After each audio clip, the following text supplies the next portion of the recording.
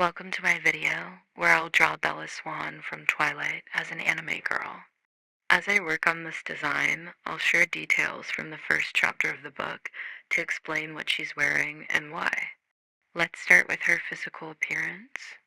Bella has a slim but soft build, which I've balanced in her figure. She describes herself by saying, "I was ivory skinned," without even the excuse of blue eyes or red hair, despite the constant sunshine. I had always been slender but soft somehow. This quote from the book captures her body shape. Her skin is described as ivory, a detail I've incorporated into her complexion. Bella has long brown hair, characterized in the book as the color of the earth.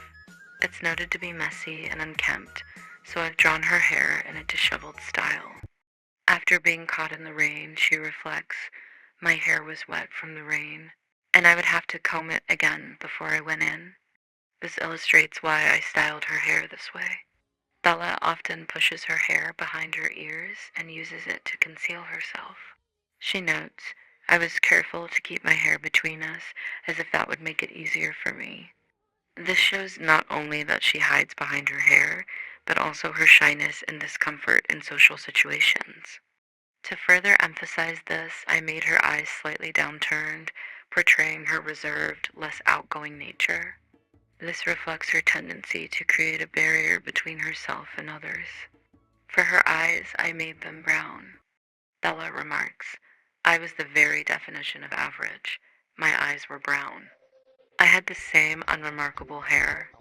This matches her description of her appearance as ordinary. Now let's discuss her outfit. She's dressed in jeans and a black sweater, as she mentions.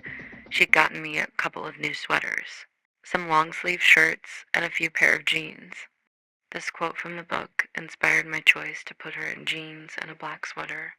Bella also says, "I felt like a mess compared to her," referring to her mother, which highlights her casual, unrefined style.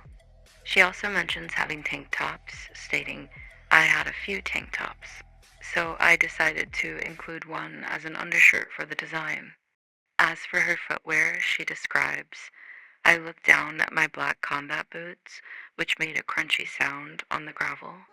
This quote specifies that she wears black combat boots, so I've included them in my design.